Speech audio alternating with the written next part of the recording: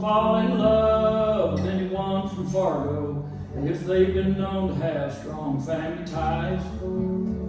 He just looked at me and said, if the doctor says you got a week to live, go live in Fargo.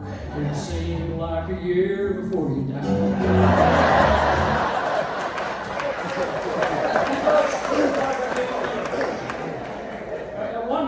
One night we were on the Ralph Henry show, and we were talking about what it was that inspired us to write our songs. You know what? Beethoven's wife was a great inspiration to him. One time, she came up and she said, I'm leaving, and he said, ha ha ha ha.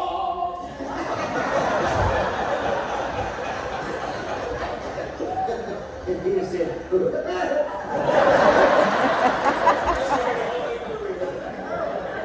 Only Roger Miller could go from Beethoven to Woody Woodpecker.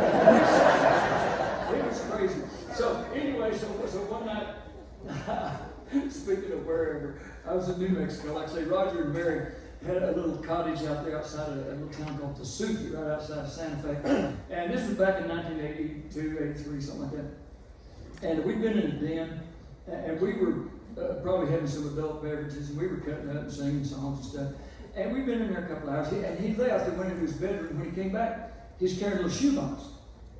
Now, I know that really doesn't sound that fascinating till you realize what was in that shoebox. It was old scraps of paper and menus and bar napkins and matchbooks and stuff that had all the songwriters have. I've got hefty bags full of just scraps of paper.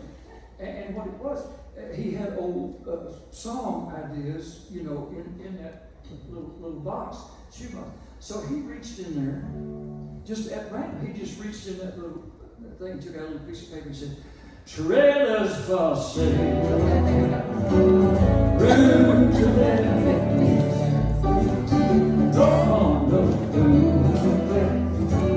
I ain't got no cigarettes.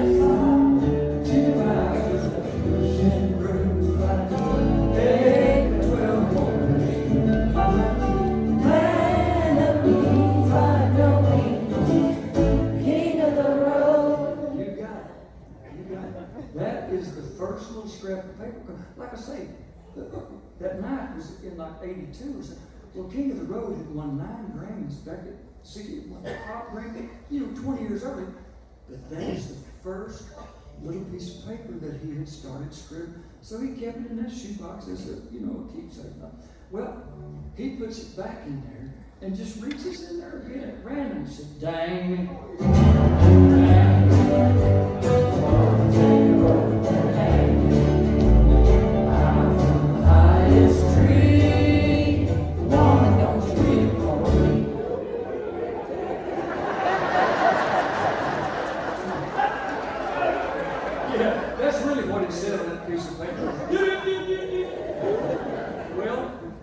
And this is true. You don't have to put any hair on Roger Miller stories. They're all.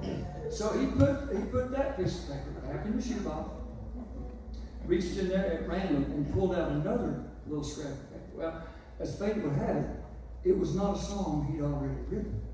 It was just a little scrap of paper, a song idea that he'd kept in there. Well, he picked it up. He decides to play the little one line, make it up on the spot, stump Lorenzo game, So he took that little piece of paper and said, I'm still here because my tears feel right at home in Salt Lake City.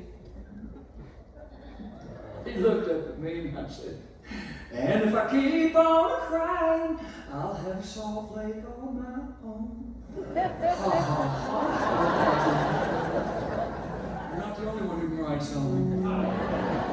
I did not get a chance to write that song with my pal before he went to the other side of the big river. Here's the deal, Raj. I wrote it for us. I gave you half credit, half publishing. Brother Steve Miller Rudy and I put it on a CD. It sold about 12. But they got this new thing, Raj. You can download stuff on Spotify. How to do it? FaceTube. No, FaceTime. Facebook. Yeah, and they pay us. YouTube. Yeah. YouTube. Test tube. All the tubes. All of that. And when I get a little check, I make sure Mary gets your part, her part. I miss you every day, pal.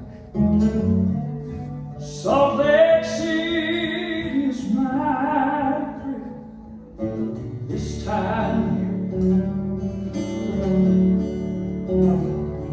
Looking out over the lake, you can almost see forever from here. It's been 2 years since she left me in tears. I remember what she said back then. She said, I don't care if I ever see you or you talk again.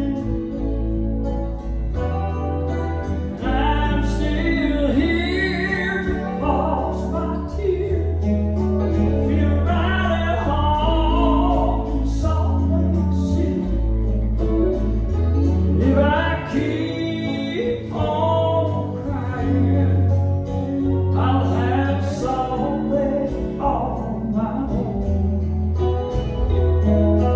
Gotta get out of this beautiful town, 'cause it only reminds me of how happy we were when we called Utah home.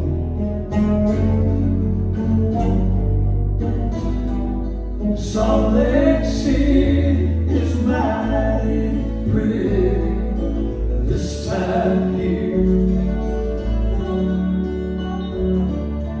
Looking out over the snow-capped mountains, you can almost see forever from here. It's been 2 years since she left me in tears. I remember what she said back then. She said, I don't care if I ever see you or you talk again. Play for Rogers.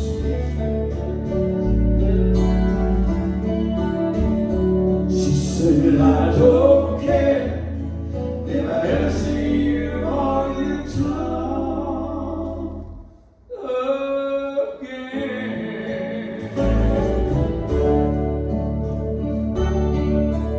That's what she said,